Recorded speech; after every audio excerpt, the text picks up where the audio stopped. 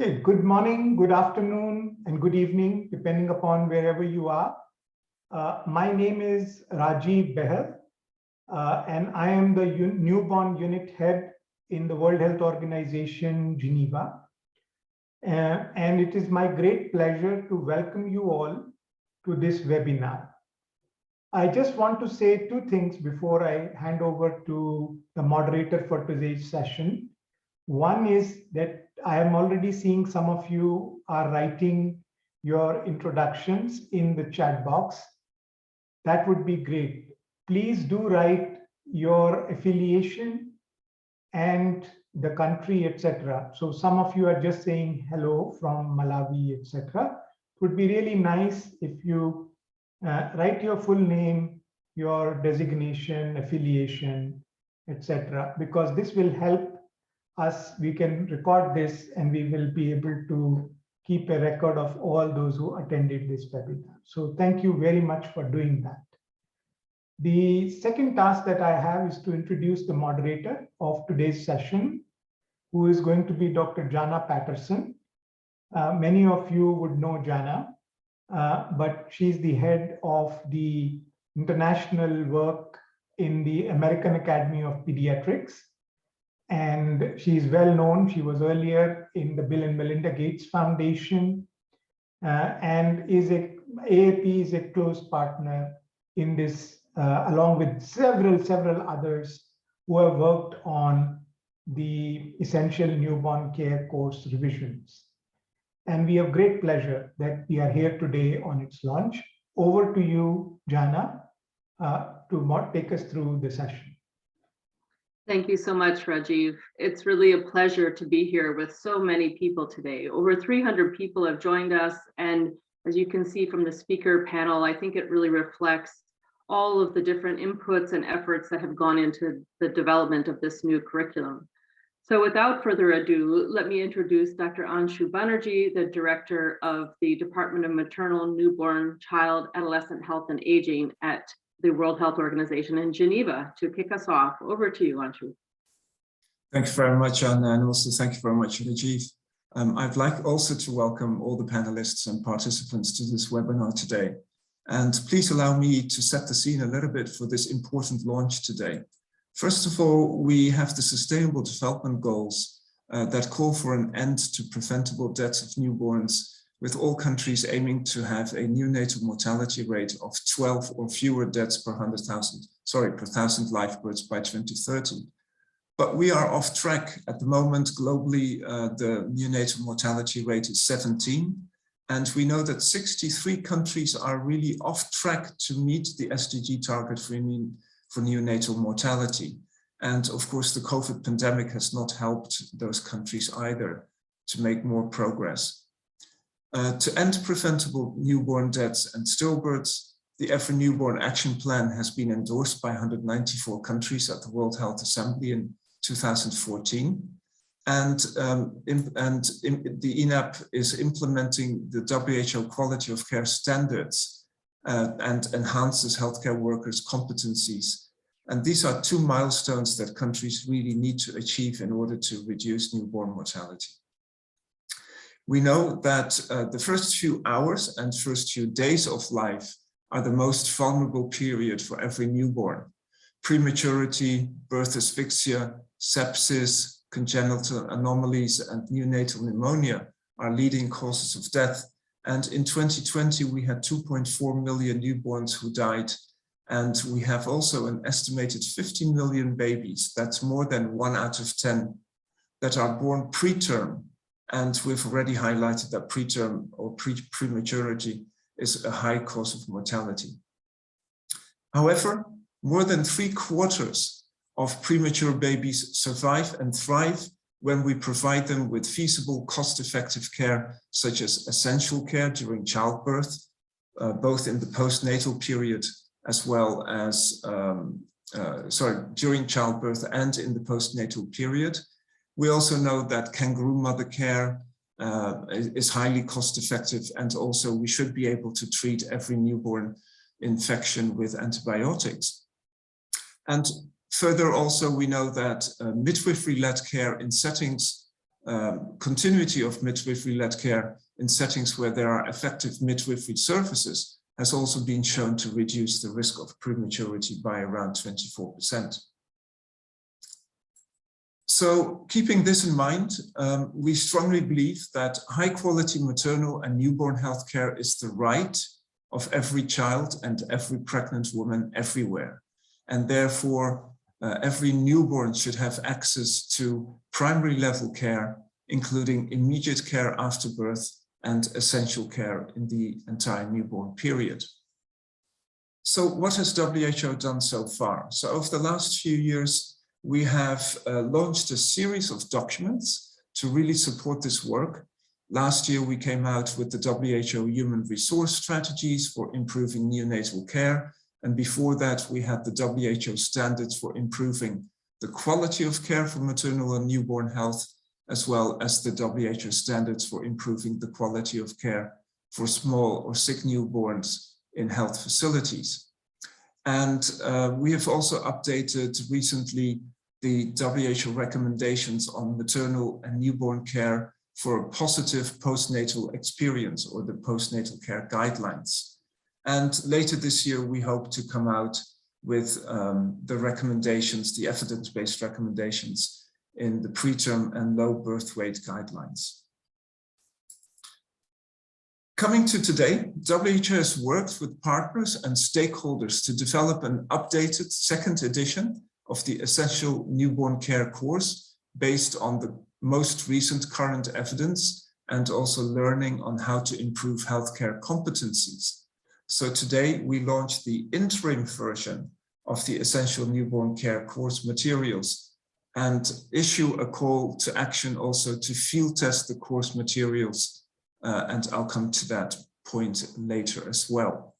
So what is new in this course? First of all, it focuses on the foundation for the essential care of every newborn and rights of newborns, for nurturing care and for strengthened links to care in the community. It is part of a set of guidances that I've just highlighted. It integrates existing newborn courses from around the world, such as the WHO Early Essential Newborn Care Coaching, as well as from Helping Babies Breathe and Helping Babies Survive. It is based on improving competencies, and we have worked also with our WHO Academy to really look and integrate, to see how we could integrate the UHC competencies into the course. And the course is, of course, also flexible to be used for different settings. So we hope that it will be used in-service training, but also in pre-service training, but also in difficult settings such as humanitarian settings. And really also hope that learners can learn as they go along. And finally, the course encourages collection, analysis, and use of data in quality improvement activities focused on essential newborn care. This course was, during its development, limited because of the pandemic, and so field testing of the course was not always possible. And as we launched the course, we call it therefore an interim version of it. And we would wish to field test the ENCC materials in different settings, countries, and regions to finalize it and release the final version in collaboration with partners as soon as possible, hopefully by the end of the year. And we therefore invite all of you to engage in the field testing and share feedback with us. And Teshome will explain that process later in the session today. So having said this, thank you very much all for joining, and Jana, back to you. Thank you so much, Anshu. Well, now I'm excited to see a little glimpse that Dr. Teshome Desta, a medical officer in MNCHA at WHO, will share with us. And just as a reminder, for those of you who would like to listen in a different language, at the bottom right of your screen, there's the interpretation button, and we have several languages available. So please feel free to utilize that. Over to you, Teshome.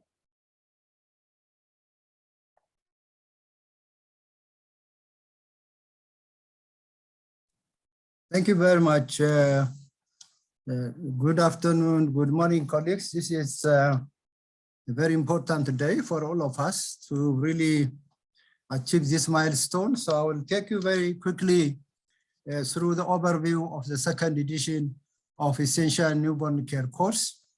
The director has already highlighted some of the most important new features, but let me just take a few minutes to highlight some of the new aspects, of the updated version of the Essential Newborn Care course. The previous version was edited in 2010.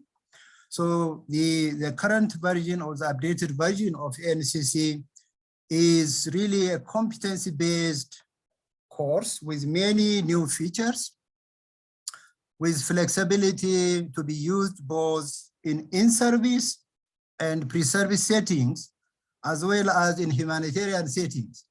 This course has also different course options. In addition, it incorporates the current WHO guidelines and recommendations. The current version is really aligned with the WHO quality standards for maternal and newborn health, as well as with the WHO standards for improving the quality of care for small and sick newborn. It has integrated the point of care quality improvement processes. It has been aligned with baby-friendly hospital initiative competency toolkit, and it has defined competencies for facilitators and learners. This is one of the new features. Again, the COVID-19 infection prevention and control is also integrated into the current version, as well as the facilities. The nurturing care framework has been incorporated in the updated version. Birth defect surveillance, as well as the helping babies breathe and helping babies survive, have been integrated with updated version and has been aligned with the WHO guidelines. And it has also embraced the early essential newborn care coaching approach, which was released in 2018. So in summary, it has brought several pieces that were dealing with newborn health together as ENCC. So this is what we need to really appreciate. Next, please. So the new learning strategy for Essential Newborn Care course really emphasize that learning is active, not passive. And learning should address real life issues in order to make change, to address problems. And the process of learning is as important as the content of learning. People learn with and from peers, not only from teachers or facilitators, as in the old tradition. And people use different learning strategies, and also people or learners engage in reflection and self-evaluation. And feedback is really critical for change, for improvement in the current learning strategy. Next, please. So the competencies for facilitators and learners have been clearly defined. This is a plus in the current version. And the global competency and outcome framework for universal health coverage places newborns and their families at the center of all practices. It provides and demonstrates culturally sensitive, respectful, and compassionate care, which is non-blaming, non-discriminatory, non-judgmental, and non-stigmatizing. It takes solutions-oriented approach to problem solving and contributes to a culture of safety and continuous quality improvement, and demonstrates confidentiality, consent, absence of conflict of interest, and duty of care, dignity, privacy, and safeguarding the client. Next, please. And the facilitator competencies were really derived from the WHO midwifery nurse educator core competencies, which was published in 2016, which I'm going to give you much more highlights. So the facilitator should really master all the content of the essential newborn care course, as well as apply adult facilitation and learning methodologies to promote active learning and model positive behaviors and monitor and promote self-learning environment.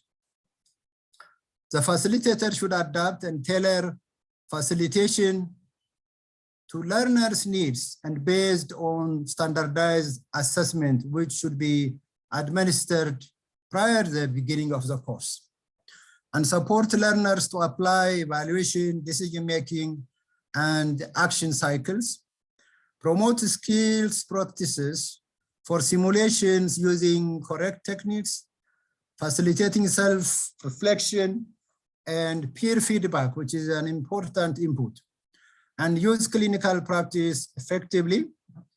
And finally, understand and apply the point of care quality improvement initiative or processes in order to address really the gaps. Next, please. So we have really foundations for the current version of ENCC. One is the WHO standard of care for every newborn. We have the WHO standard for improving maternal newborn health on the left side, and the WHO standard for improving care for a small or sick newborn on the left side of the screen. Next. So this is one of the foundations in updating the essential newborn care. So this is the WHO quality of care framework.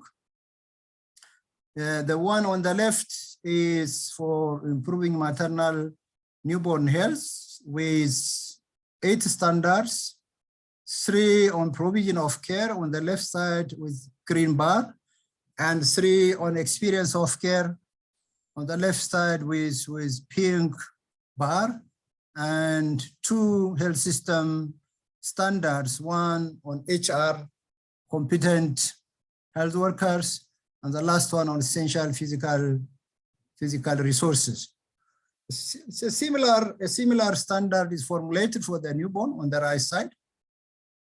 Let's go to the next slide to save time. Yeah. So the second foundation really the framework for quality maternal newborn care. I don't want to take you to all these details. You can look at it, but it looks at really the practice categorization during routine care, emergency care, as well as organization of care, values, philosophies, and about care providers. So we should not waste time. The next foundation is really, next, Olive. The third foundation is really the universal rights of newborns. And this is taken from the Respectful Maternity Care Charter. And the key points are really in bold and in bigger font. It's about freedom, about everybody's right to information and informed consent, about everyone's right to privacy and confidentiality, and to health care, equitable care, and also to dignity in their respect. And it is important to take note to second from the last on the right side of the slide. Every child has the right to an identity in nationality from birth. In many of developing countries, a name is not given to a baby when at birth because they are not sure of the survivor. But this is violation of the fundamental right of the newborn. Next, please. Assessment is an important component of the updated version because we need to do a pretest to assess the level of the knowledge and skills of the learner in order to tailor the sessions to meet the needs of the participant and guide the learner's journey in order to avoid repetitions. It is important to have a standard simulation at the beginning of the module in the in-service course so that you will be able to assess the performance of the learner and tailor the training accordingly. The post-test is a summative assessment, and the standard assessment is given for all to document the progress of the learners during the simulations and clinical practice. And learners observe health workers, organization of care, case management during clinical practice sessions, and assess if quality gaps are in existence. Next, please. So let me take you briefly on the available materials in the updated version of the second edition of Essential Newborn Care. We have some cross-cutting materials that are relevant for the basic course as well as the modular course. This includes course overview, the plan, adapt, and facilitate guide, and also the document on competencies for facilitators and learners. Next. So this slide shows the basic course. You just keep clicking. Let's be very clear. So the basic course is part of the Essential Newborn Care course. And the basic course is called Essential ENCC 1 or ENCC Part 2, which deals with within the first 60 minutes of life. And ENCC 2 or ENCC Part 2 deals after 60 minutes, from 60 to 90 minutes and afterwards in terms of assessing and continuing care. So the basic course really uses action plans, flip charts, provider guide, click. It has also a clinical practice guide, click one more. And ENCC 2, in addition to these four, ENCC 2 has also a parent guide that guides parents what to do in terms of caring for the baby. Next, please. The modular course materials have a set of materials, one on methodologies for facilitation, clinical practice guide, cards, organization and assessment, facilitator notes, presentation slides on all modules, and workbook for learners, posters on essential steps or aspects of the learning, and handouts. Next, please. So the module course has 14 modules. So each module is addressing specific themes, and this can be given as one option as standalone, or it could be selectively if it is going to be combined with the basic course. So these are the modular course materials. There are 14 in number. Next. So in terms of methodology for the ENCC, there is one of the methodology really self-paced learning, which could be a preparatory learning process for the face-to-face training, or it could be after a face-to-face training to reinforce certain knowledge and skills, or it can be like standalone when you have a full e-learning production. We have videos, we have several videos that demonstrates specific skills, and these are excellent resource materials that can be used by learners with no limitation. We have questions, we have case studies, we have demonstrations using mannequins or live newborns, simulations, and also a lot of clinical and reflections on the practice that they have done. And then we have also a treasure hunt, which helps in finding and applying specific WHO evidence or recommendations and guidelines.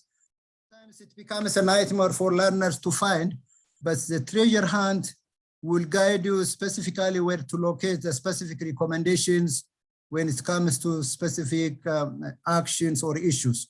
Point of care delivery, point of care quality improvement is an important aspect of this training, and peer practice to build and maintain skills and confidence is also another strategy. We have symbols to quickly identify which section is meant for who, or which section implies what task to do.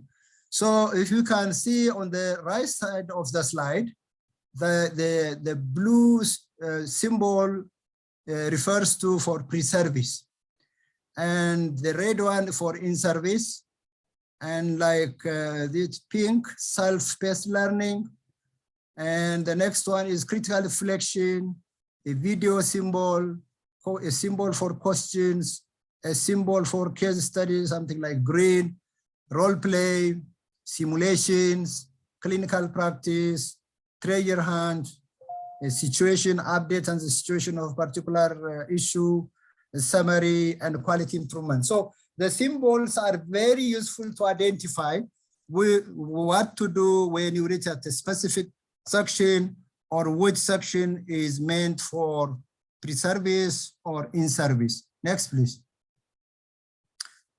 So these are the course options in brief. We have 3 course options. The first is the basic course, part 1 and 2, or ANC 1 and ANC 2. This is one option. The second option, course option, is a modular course. We have 14 modules which can be used in pre-service or in-service setting. I don't want to take you into the details. It will show you when to do pre-assessments and whatever, and all the details are there. Next, please. The third option is a combination of the 2. So option C is a combined course where you have a combination of basic course plus selected modules based on the needs of the learner. We don't do a blanket training. The health worker, the learner, completes the basic course. Then on assessment, if that person needs on resuscitation or on breastfeeding or whatever specific additional learning is required, then that module will be considered for that learner. So we have these 3 options. Next, please. So as you can see, you can see the evolution, the progress. You know, you can see on the left side of the slide the practice in the past, how newborns were kept warm by pink. It may be difficult even to recognize they are human beings, but now in the updated version, you have lovely situation where the parents are smiling, looking at the baby, playing and communicating with the baby, promoting early childhood development, a lot of kangaroo mother care practice by the father, by the mother, breastfeeding, lovely interaction. So you can see how we have moved from where we were in the past. So this is excellent. Next, please. So you can access these essential newborn care training materials by clicking on the link. So when you click on the link, you will land on a page where you have an overview of the course, what it is meant to do, what it entails, what are the new features, and so on and so forth, and how you will be proceeding. In the middle, there is a registration form. Once you do the registration form, you'll be able to access all these materials from the repository in the WHO website. So you'll have, they are organized by folders. They are very easy to identify and download all these resource materials for use. Next, please. Yeah, thank you very much, but I'll come back on what to do next. Thank you so much. If you have any questions, I'll be more than happy to take. Thank you. Back to you, Chair. Thank you so much. I see that there are several questions and comments arising in the chat about how different programs from the past will interface with this new program. So we will get to that shortly. So please bear with us, and I hope we'll answer some of your questions. The next speaker I'm proud to introduce is the chair of Laerdal Global Health, Mr. Tore Laerdal. Over to you. Hello, everyone, and thank you so much for allowing me to share a few perspectives relating to this great launch. The history of what we're launching today is really going back to 2010 and earlier, when the American Academy of Pediatrics focused on the golden minute and simplifying the course delivery for low resource settings. That led in 2010 to the launch of the Helping Babies Breathe course. And many of you will be familiar with this, and you see the similarity, of course, between the action poster for this course and the ENCC course that's being launched today. The next slide. So this has been in the making really for 12 years. And the Helping Babies Breathe program led to the Global Development Alliance initiated by USAID. And it was in 2012 expanded to the Survive and Thrive Alliance. And soon that had as many as 18 partners. And the success of the Helping Babies Breathe program led to the development of, by now, 10 similar programs based on the same educational philosophy. And you see Helping Babies Breathe here highlighted on a yellow color. And that program and the two to the right of that, essential care for every baby and essential care for small babies, are really now being combined to one course, and also reflecting the lessons learned in teaching more than 1 million birth attendants in one or more of these courses, with the involvement of so many of the participants on the webinar today and their organizations over the last 10, 12 years. Next slide. In 2015, all the partners of the Helping or the Survive and Thrive Alliance gathered to really discuss the lessons learned and define the 10 steps for best practice implementation of these courses. And you see them here. I'm not going to go through them, but if we go to the next slide, the first 5 points were really covered quite well in the last 10 years. But if we look at factors number 6 to 9 here, establish low dose, high frequency refresher training, establish facility level QI teams, monitor performance, and establish a system for reporting and feedback. These are the very important steps for sustainability and for also addressing quality of care and maintenance of competence that are being now addressed, also capitalizing on developing technology and the digital development. And I'm pleased to hand this further now to the next speaker, who will describe in further detail this development. Thank you very much. Thank you so much, Tore. Now over to Dr. Bina K. Mithrain, Vice President of Newborn and Child Health at the American Academy of Pediatrics. Over to you, Bina. Thank you, Jana, and thank you, Tore, for setting the stage for me. I'd like to take the opportunity to thank everyone for the opportunity to speak on behalf of the American Academy of Pediatrics on this momentous occasion. For the past 35 years, the AAP has been proud to support evidence evaluation and curriculum development around neonatal resuscitation. And the AAP and the Helping Babies Survive Planning Group have been honored to continue on this journey with our valued partners like the WHO and Laerdal Global Health to offer innovation in education and implementation for critical life-saving skills in newborn care. Next slide. Oh, sorry, this is the slide, thank you. Teshome has beautifully described the flexibility of how the ENC course can be offered, whether it's the basic course or the modular course. And to add to that flexibility, the AAP and Laerdal Global Health developed ENC Now as a pandemic response when in-person trainings were not possible during the pandemic. ENC Now is a digital solution for remote facilitation of the WHO ENC content that is available on the website hmbs.org. On the left is a snapshot of the WHO ENC flip chart displayed on the online platform, where the online facilitator is demonstrating the skill of ventilating with a bag mask. And on the right, the learners can continue skills practice with the support of an on-site facilitator and receive feedback from their peers and other facilitators.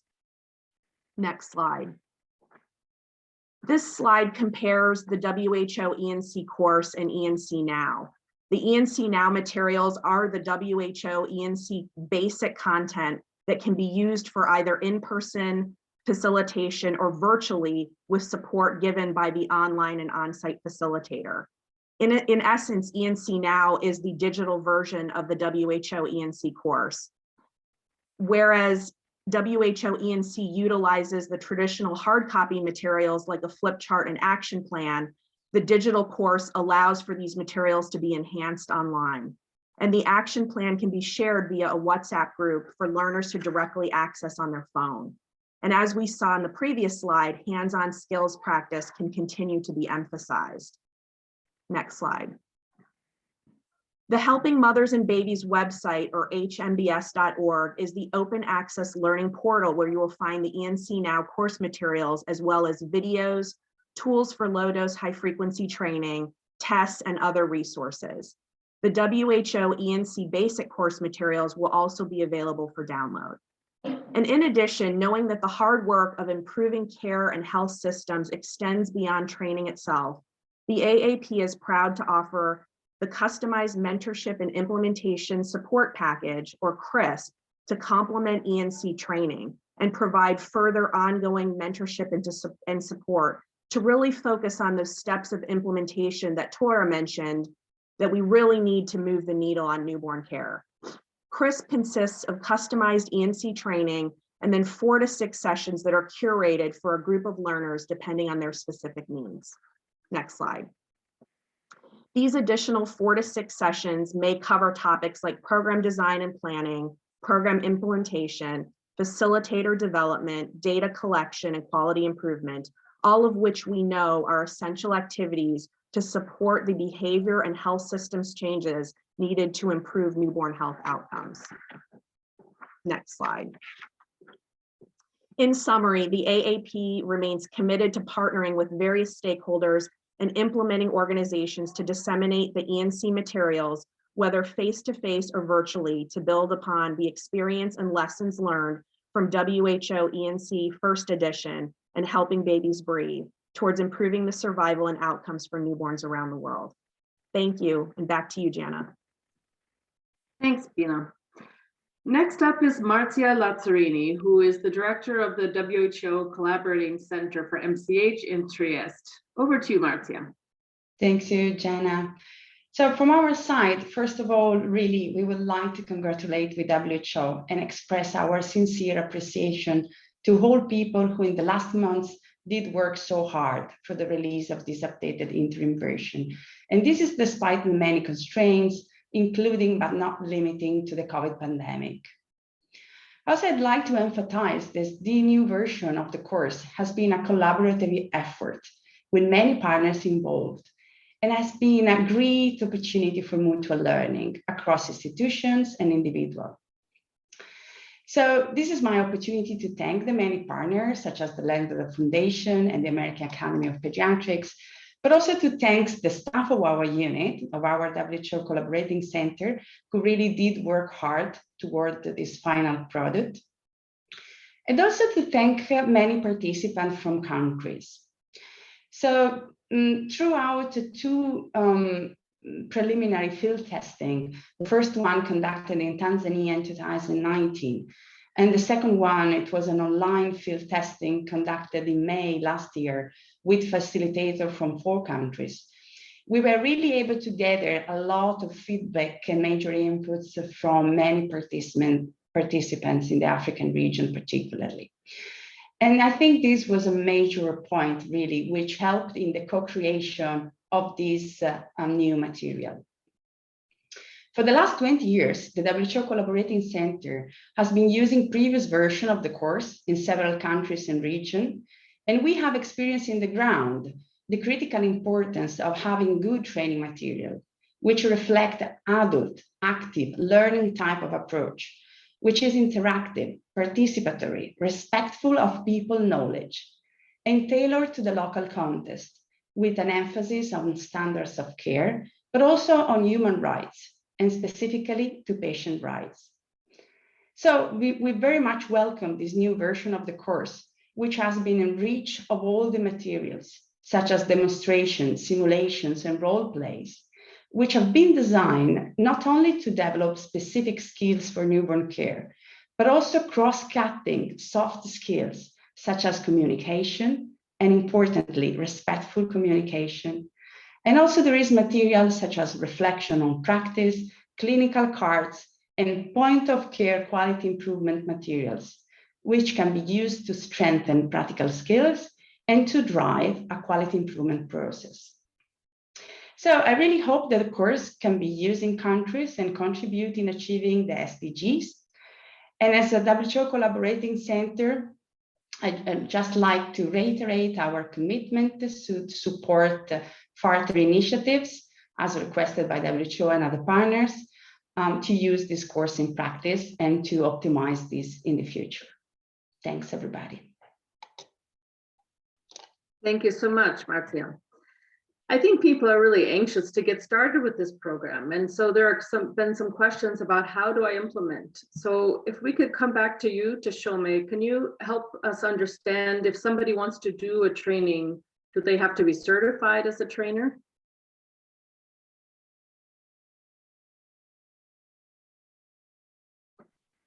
Yeah, thank you. Thank you very much. Yes, we will follow the same approach, the same steps as we have been doing for the essential newborn care course. But what is important is in the updated version, we have new facilitation methodologies. We have new resources. Therefore, if you have an experienced ENCC facilitator, we propose to update them in the facilitation of the updated version of ENCC course by taking 2 days facilitators training, so that they will be familiar with the new aspects of this course and the new facilitation methodologies and resources and techniques. So they will be confident in facilitating the course if they go through a 2 days facilitator training, if they have been already facilitators for essential newborn course earlier. Then, sorry, WHO will support the field testing in terms of leading the process, but I'm sure those countries that have been involved in the field testing of this material virtually have very good resource people, and they are aware of the content of the materials and the methodologies, so they may not need a lot of support, but if they need support, we will avail support to facilitate the first course in those countries. So that is what I can say, Jana, over to you. Thank you so much. There's another question in the chat, which I'm actually going to refer to Bina this time, which is people are wondering how will this program support retention of skills and improvements over time?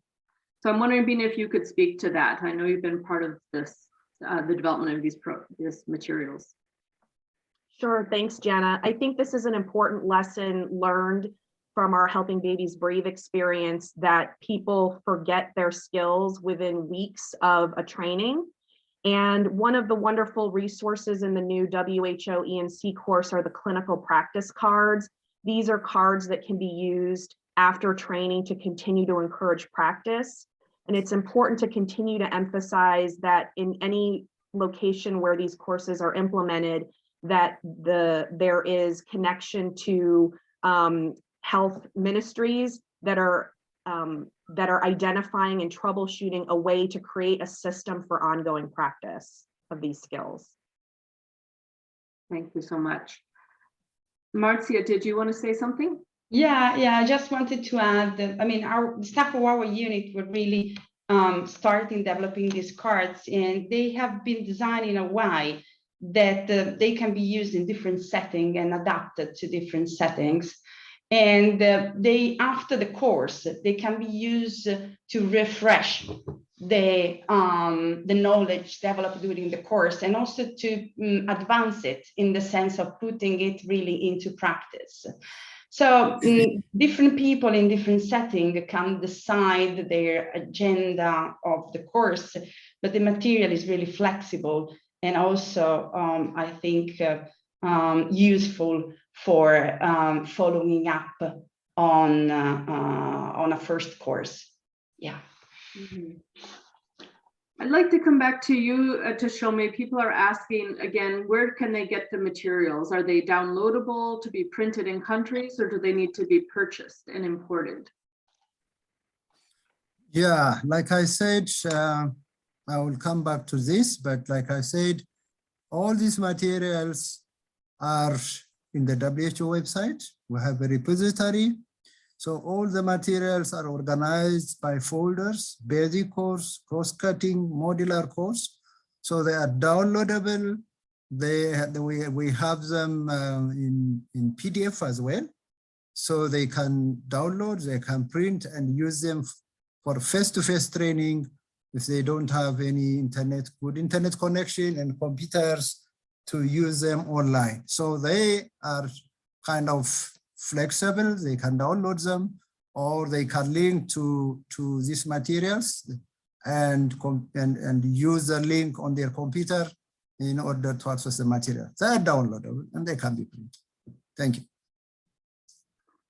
Yes. So many people, as I said, are anxious to get started. I think it will become more clear. Lots of questions about whether cost effectiveness has been evaluated. And I think the message is we're launching the interim version here today so that we can continue to gather country experiences and understand how to adapt and improve. So we want to hear from you as you start trying these materials. We want to know your experiences. Okay, I think we're going to move on to our panel. We have many people who are here today to talk about how they would like to support implementation of this new program. So the first person that I would like to go to is Dr. John Ovuare, from the Federal Ministry of Health in Nigeria. Can you tell us what are your plans to support field testing and rollout of this second edition of ENCC in your country, Dr. John? Thank you very much, the moderator, and greetings to over the 430 participants that are online. I believe you can hear me loud and clear. Yes. Great. So for us as a country, Nigeria, we are fortunate and glad to be part of this entire process of making sure these documents are rolled out. Nigeria participated in the field testing, and it was a great eye-opener. We could find out that we had a lot of successes by the time all our facilitators came together, especially the lead facilitator, who we call in country as cost directors. So as a country, we've already mapped out a way of how we are going to make sure we domesticate this particular process once this is launched. One of the things we have is that we have, as in country, anyone that will be running with the essential newborn care right from inception. Since 2015 today, we'll be running with the essential newborn care. And during that time, we've been able to at least come up with facilitators and these facilitators are people who were given training on ENCC training, and they were certified as trainers nationwide.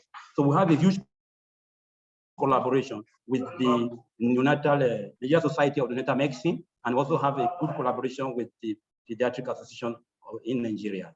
So working with the federal government where I work, which is the Federal Ministry of Health, we are now at least in collaboration working together. And during the fit testing, we also have these people all participating from the 6 geopolitical zones in Nigeria, because it's a large country with over 200 people. So ENCC is very good to us because we have planned that as soon as we are done with the launch, we as a country will reach out to our WHO regional office. We're also working in collaboration with them. And then we'll go ahead and then download the documents. Once the documents are downloaded, another thing we're going to do is that we'll bring it as government for our minister, that we want to go ahead to make sure this training is cascaded nationwide. But for us to get the stakeholders that we do this training, we are going to invite the master trainers in country, and we have over 30 of them, and those that are certified ENCC trainers. So we that attended the global fit testing, the 5 of us that participated, will now be the facilitators, supported by facilitators from the WHO Global Office.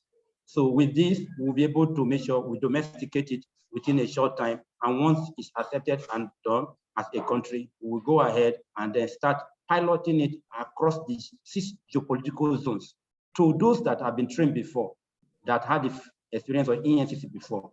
We'll first train those category of health workers, frontline health workers, before we bring it down to the ordinary people. So we have a huge advantage here because, one, when we are cascading training before, we used to spend so much, and sometimes it becomes very difficult to support because it's all face-to-face. But with this particular training now, modular form, we can deploy the technology to make sure we have interface whereby period of online training and then periods of hands-on, which is skill on.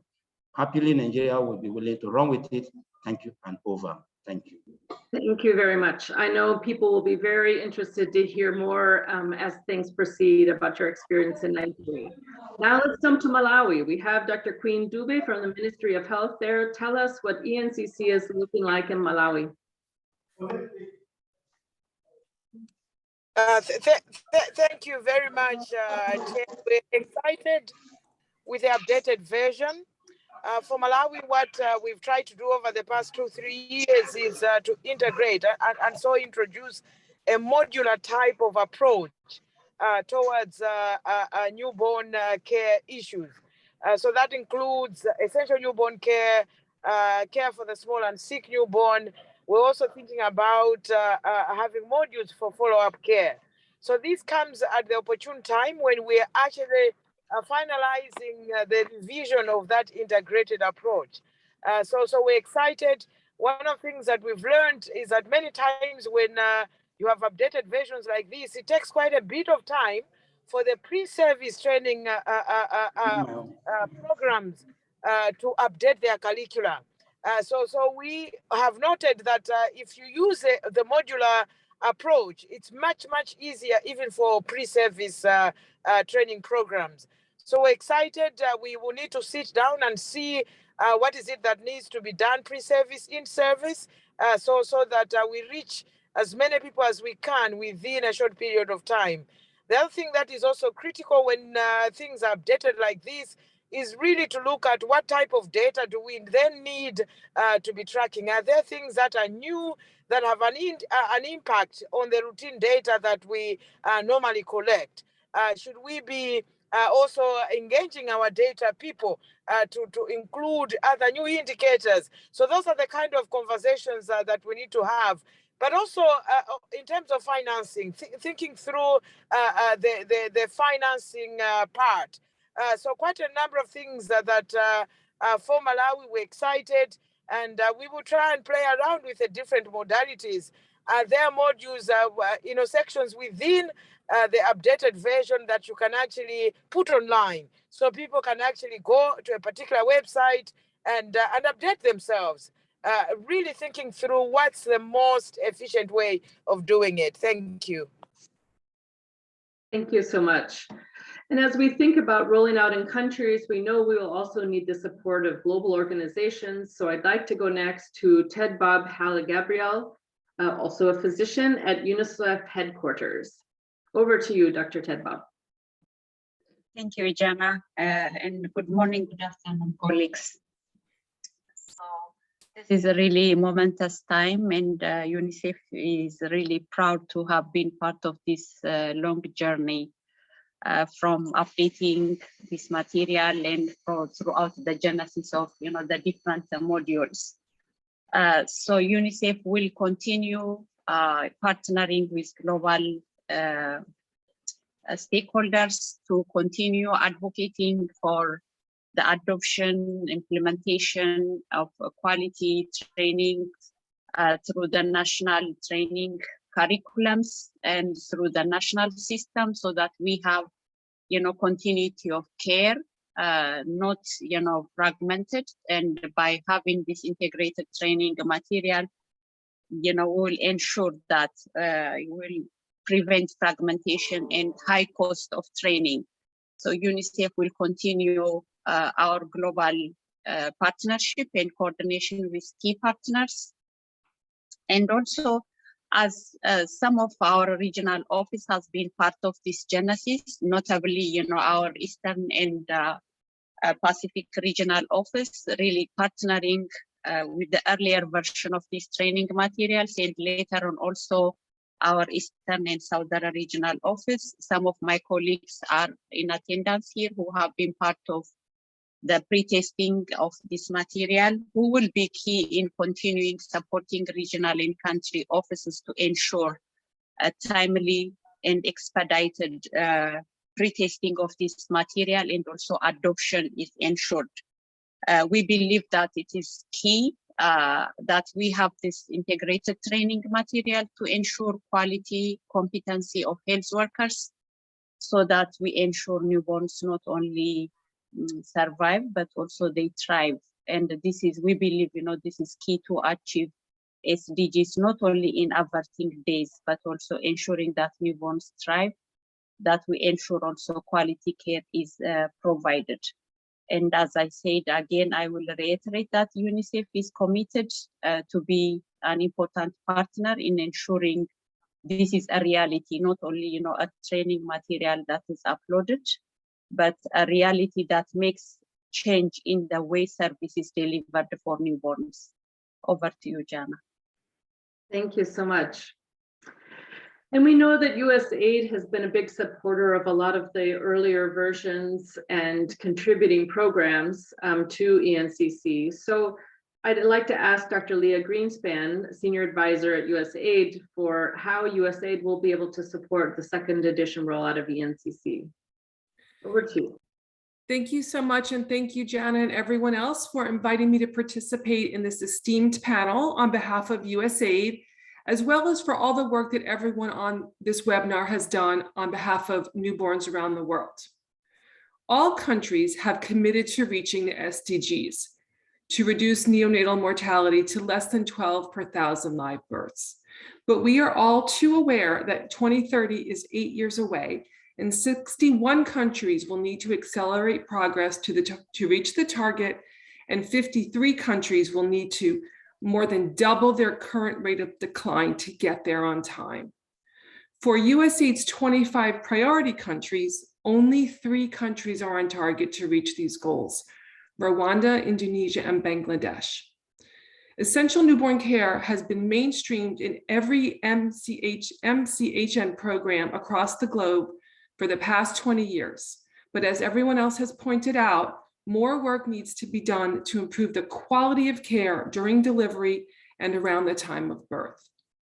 Essential newborn care is an integral part of all USAID's newborn programming, and is the foundation for quality of care for all newborns. With ENAP target in sight for 2025, 80% of countries have an implementation plan, and 80% of districts have one functional level 2 inpatient unit to care for small and sick newborns and provide CPAP. USAID priorities include not only improving care around resuscitation and essential newborn care, but also care for facility-based newborns that are small and sick. To meet the targets, USAID has created and begun implementing a dual track approach. Track 1, as we're speaking about now, focusing on quality of care around the time of birth and continued care to prevent hypothermia, support for breastfeeding and breast milk feeding, infection prevention, and recognition of danger signs. These are no doubtably necessary for the foundation of our dual track approach, and onto which we layer on facility-based level 2 care for small and sick newborns on top of essential newborn care with the ENAP targets in our sites. All of our newborn programs are already integrating essential newborn care, and through the new materials, we are better positioned to improve the quality of care through our existing platforms. We will continue to roll out and scale from the lens of this dual track approach, depending our country program maturity, we are data driven and with quality improvement to create sustainable initiatives to ensure quality of care for all newborns. Back to you, Jana, and thank you so much. Thank you, Leah. Well, we know if ENCC is going to be successful, it's essential that it get integrated into pre-service training as well. And sometimes we don't remember to talk about that as much, but we know that's the foundation and that professional associations play a large role in that. So I'd like to go next to Dr. Bill Keenan, who is the lead of the Newborn Interest Group at the International Pediatric Association. Over to you, Bill. Well, thank you very much. The video is off.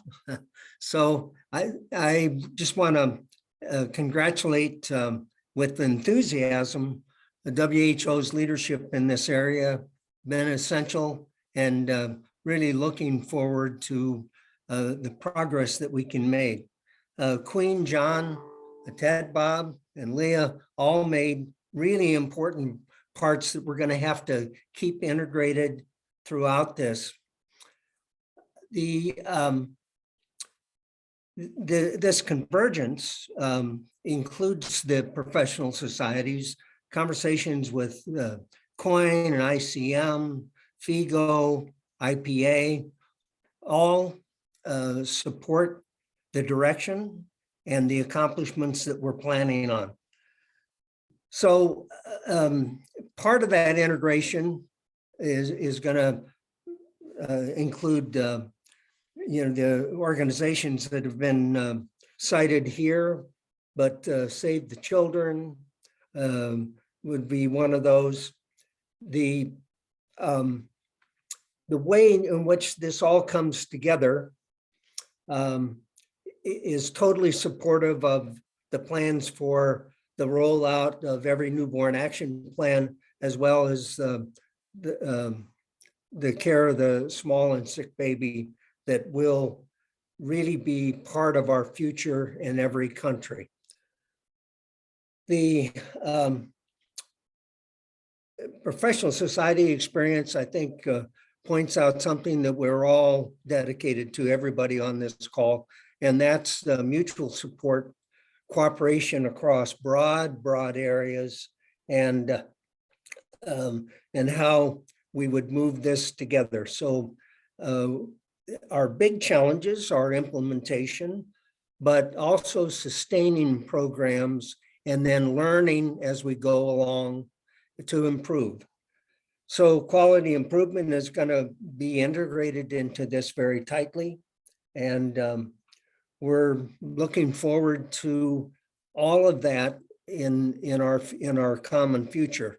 So this call, which brings together so many partners, is just an example, I think, of how we all work together. So Torlaredal began with some of the history, and I think our future really in this area is quite bright. One other point, Leah mentioned the 4 countries that are ahead. It's interesting that these 4 countries actually have implemented the programs that we're talking about today already, and that's been part of their success. So cooperation, implementation, sustaining quality improvement, that's all part of this. And of the 401 people that are on this call, I think we really are all together on this. So video's back on, but I'm really looking forward to this future. I'm so excited and so grateful for the leadership in WHO and how we will carry this forward. Thanks. Thank you so much, Bill. We're grateful for your enthusiasm and your leadership. Thanks. And we all know that a cornerstone of giving quality newborn care lies in nursing. And so I would like to go next to Marsha Camboyeo from COIN to tell us how the COIN can support integration of ENCC into pre-service curriculum. Good morning, and thank you so much for having me here today. It's my great pleasure to be able to represent the Council of International Neonatal Nurses. I am, as for many of you may be aware, that COIN is really the international society that represents nurses across the world who focus on the care of sick and at-risk newborns.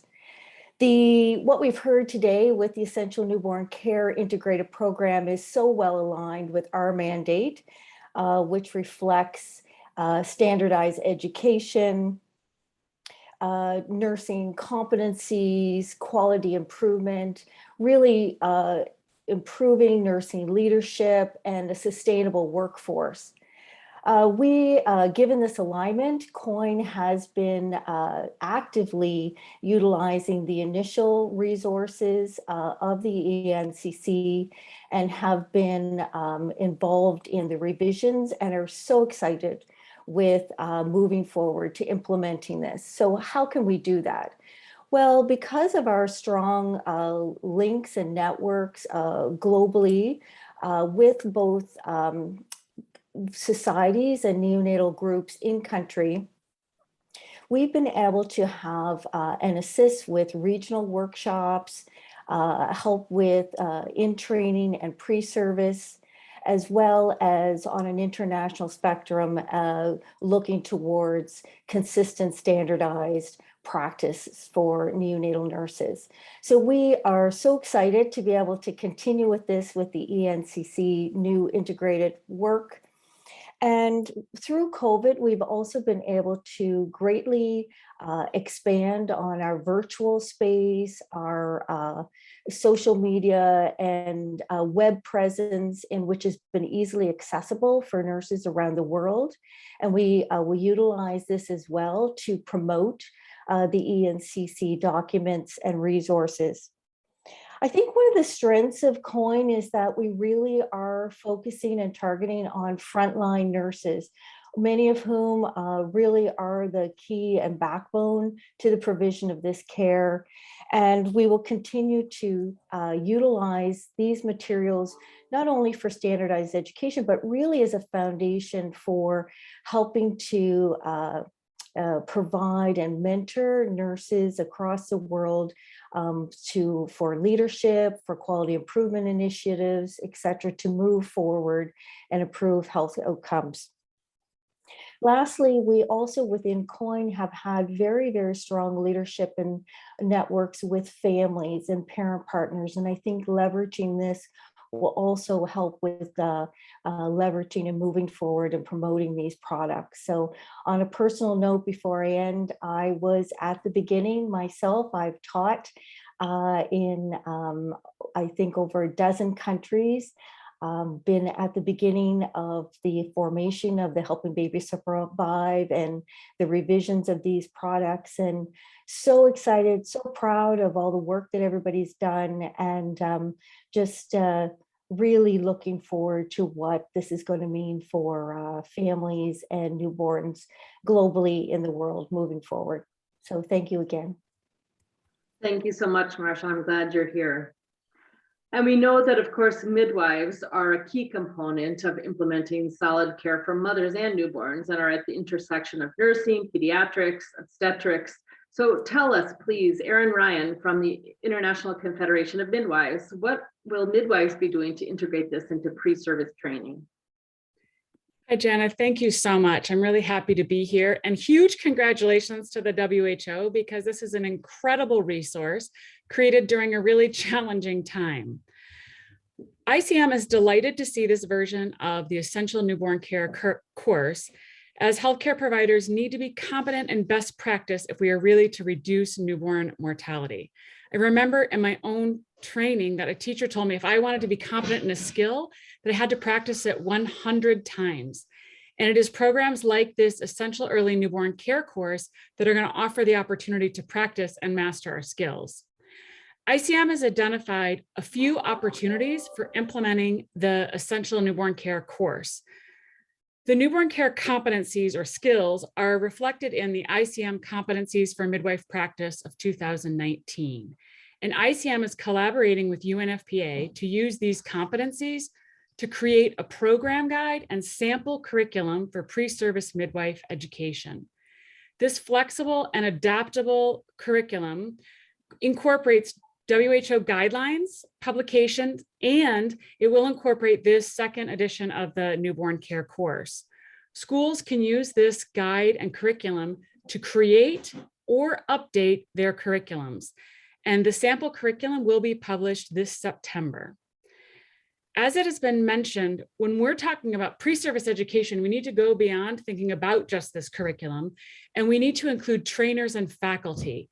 The State of the World Midwifery Report in 2021 reported that a lack of qualified educators was an issue in newborn survival. And we know this is true for professions beyond just midwives. So this means we need to be teaching faculty as well. Faculty development, along with in-service programs, are essential for ensuring that the faculty is teaching best practice. ICM is working with UNFPA, Burnett Institute, and Laerdal to create a faculty development program. This program is going to support faculty to improve their teaching skills, but a major focus will be teaching clinical skills through simulation. And the WHO Essential Early Newborn Care course will be key to ensuring that we have a strong and flexible program. This program will address all the needs and will address all the skills that are needed to save lives. This has been piloted, it's still being finished right now in Southeast Asia, and we're hoping for a global launch in 2023. While the ICM resources that are developed are specific for midwives, they are adaptable to many situations. So I encourage all of you to look at what's on our website for education resources. And we want to thank the WHO for this new course. ICM is looking forward to collaborating with WHO and other organizations who are using and implementing the Essential Early Newborn Care course to work to reach the SDGs. Thank you so much. Thank you so much, Erin. We know that there's a special setting, humanitarian settings, that may require the efforts and support of organizations experienced in that area. And we're fortunate to have a couple of them here today. So I'd like to go to Janet Myers next from Save the Children to talk about how SAVE can support this implementation of the second edition of ENCC. Over to you, Janet. Thank you, Jana. So at Save the Children, we are excited about the release of the new materials and really look forward to contributing to the continued testing and rollout of the second edition of the ENC course in humanitarian and fragile settings, as well as in development settings. To start, I would like to highlight, sorry about the video, I turned it on, but I guess it didn't actually. We see you now. Actually, come on. So can you see me now? Great. So to start, I would just like to highlight just a few points about humanitarian settings. The number of people in need who face hunger, conflict, displacement, the impacts of climate change and the COVID-19 epidemic continues to grow. The number of people in need reached 250 million as of 2021. 500 women and girls die from complications due to pregnancy and childbirth every day in countries facing humanitarian and fragile contexts. Countries affected by crises have the added burden of high newborn mortality rates. More than 80% of the high newborn mortality countries have suffered either a recent conflict, recurring natural disaster, or both. So the roadmap for newborn health in humanitarian settings was developed by WHO, UNICEF, UNHCR, and many NGO partners, including Save the Children. There are 9 key actions outlined to accelerate access to newborn health in this document. I will not go into these key actions, but I would like to highlight how this ENC course will greatly contribute to implementing these actions. I also just wanted to mention that the minimum initial service package for sexual and reproductive health, known as the MISP, is a set of priority actions to address sexual and reproductive health at the onset of an emergency response. So preventing excess maternal and newborn disability and death is one of the 6 main objectives of the MISP. And some other objectives are aimed at addressing needs related to family planning, gender-based violence, HIV, and other STIs. Save the Children works with partners such as the Ministry of Health, authorities, health workers, local organizations, other NGOs, and civil societies on preparedness, response, and recovery activities with the aim to make the MISP and comprehensive SRH services available as soon as possible in crisis settings. And in our humanitarian programs, the roadmap guides our programming to improve access to newborn health, and we work to integrate the MISP into all emergency health responses. We have conducted newborn care trainings in contexts such as Somalia as well. So we implement integrated programs that include health, nutrition, WASH, mental health, among others. Our programs support community-based services, referral systems, mobile health clinics, and health facilities providing primary health care, as well as secondary health care. So we really look forward to using this modular and flexible ENC course in all of our frontline health worker trainings and follow-up support. We will also advocate at the country and global level to use this course in our preparedness and response activities aimed at accelerating access to newborn health. As co-chairs of the Every Newborn Action Plan in Emergencies ENAP-E working group, we will also be working together with working group members to roll out this course, as it is a key activity on our work plan. So this is just a brief list of ways that we can support the rollout of this exciting new resource in humanitarian settings. Thank you so much. Thank you so much, Janet. And now finally, I would like to go to Médecins Sans Frontières with Mona Tamanai to talk about how MSF can support this work. Hello, thanks, Jen. So I'm a pediatrician, and I've been working with Médecins Sans Frontières since 2014 in different positions, as well as in different contexts. And I remember in my first projects, where I mainly worked as a clinical pediatrician together with my local colleagues, I was already training midwives, doctors, nurses, clinical officers in helping babies breathe HPB. But in the past, neonatal resuscitation or HPB was taught rather ad hoc in MSF by field pediatricians like me, whenever it seemed feasible. So now over the time, and especially in the past years, the pediatric working group in MSF developed a strategy to roll out HPB and to try to make it more systematically to eventually cover all neonatal projects in MSF. And going back to the basics in pediatric and neonatal care is one of the priorities of MSF. And I think HPB and ENC fits really well into this concept. And the HPB algorithm is also part of our neonatal MSF neonatal guidelines. And in the last 2 years, we also started focusing more and more on capacity building in terms of HPB by getting master trainers trained with the support of Lerdal and the American Academy of Pediatrics.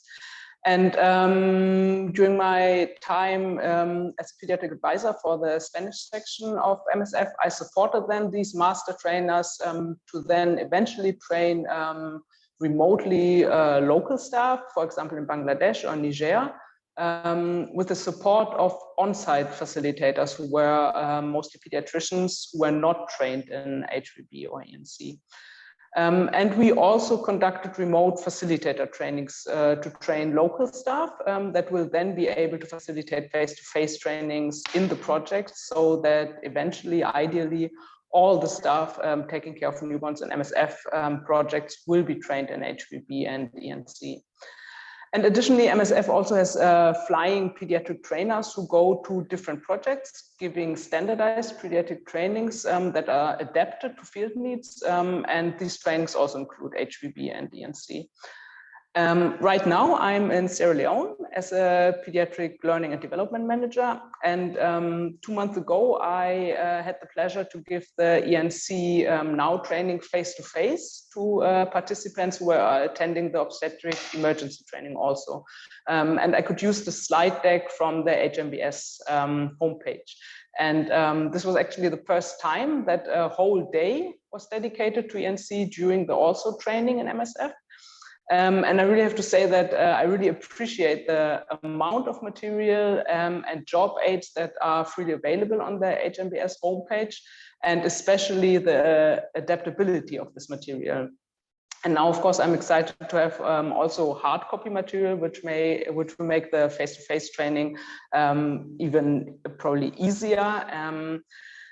It will be good for us because we are planning, of course, also to integrate the HPB and ENC training into other trainings, like the also training, which is one pathway how MSF is trying to achieve a very broad coverage of HPB and ENC to all staff working in MSF and caring for newborns. Thank you very much. Thank you so much, Dr. Tamanai. Well, I hope it's clear to everyone on the webinar today that this has really been the collective effort of so many people from so many different organizations. And we talked about trying to name everyone that's been involved in the development and rollout and testing of this program. And of course, there's just too many to name. But many of you are on the call today, and we thank you for all of your efforts that have gotten us to this point. And I know we'll need all of you who have been on the call today to have a successful rollout and implementation in so many countries across the world. So to wrap up, I'm going to hand it back over to Dr. Teshome to tell us again, I know you have answered this in the chat, but if you can mention again, how can people become a trainer and how can they get things going in their countries? Because people are ready to go. And you can close us out then, Teshome. Thank you. Thank you so much. Thank you so much, Jana. Excellent. So very briefly, I just want to emphasize, one, the immediate next step is really for all of us to support the field testing of this interim version of the second edition of ENCC, so that we'll be able to refine and finalize and release the second edition by the end of this year. So between now and end of not end of this year, but in the next 6 months, what we need to do is really to collaborate to field test these interim materials so that we'll have hands-on practice, hands-on experience to fine-tune the training materials and finalize and release. So in doing so, we need trainers. So if you have already experienced facilitators in essential newborn care course or HBB or any of those community-based newborn care, different versions of training related to newborn health and also related training in infant and young child feeding, whatever. The facilitation skills, the methodologies will be more or less similar. So in that case, they will just need 2 days refresher training for them to be familiar with the resource materials, with the recommended methodologies, and to apply them effectively. So they just need 2 days refresher training.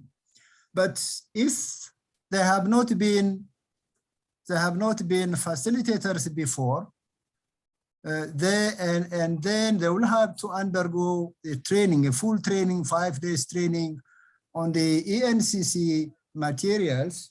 And then they will undergo another 2 days facilitators training for them to be able to be competent with facilitation skills and be familiar with the resources of activities in facilitating the training. So this is what I can say in brief.